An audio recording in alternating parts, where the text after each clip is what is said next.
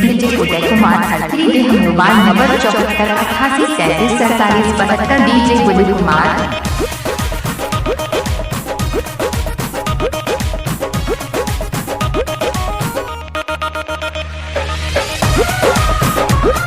DJ Uday Kumar हल्दी mobile number 74 88 37 47 72 DJ Uday Kumar.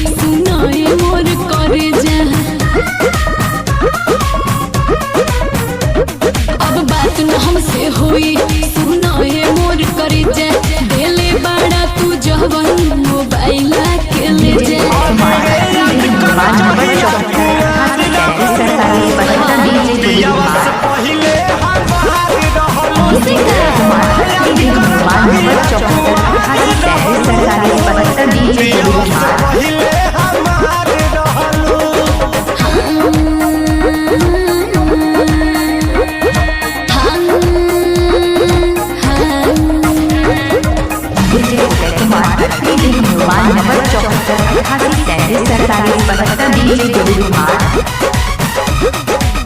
भइल रहे प्यार जब रहलू नादान हो हम ही खिया के तोके कोई निशान हो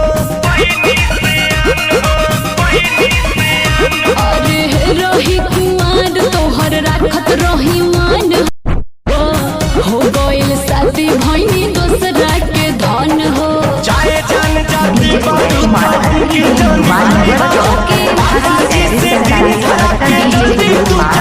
आगे खाती संगे तैयार रहलू पियावा से पहिले हमारी रहलू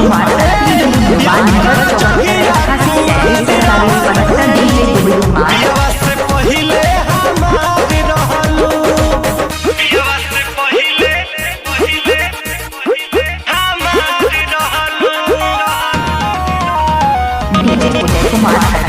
mobile number 74 88 37 47 72 DJ Uday Kumar.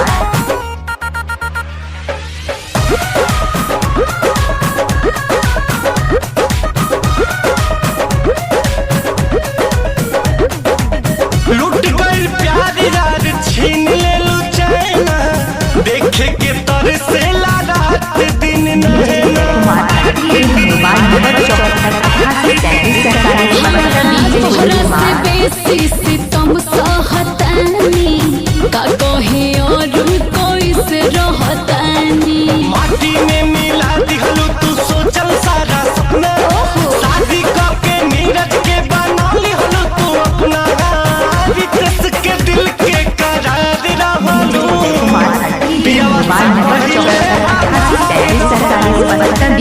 याद कर जगिया कुंवारी रहलू पियावा से पहिले हमारी रहलू। अब बात न हमसे हुई सुना है मोर करे जा देले बड़ा तू जवन मोबाइल के ले जा अरे रे याद कर जगिया कुंवारी रहलू mobile number 74 88 37 47 DJ Uday Kumar. याद कर जगिया कुंवारी रहलू पियावा से पहिले हमारी mobile number 74 88 37 47 72 DJ Uday Kumar.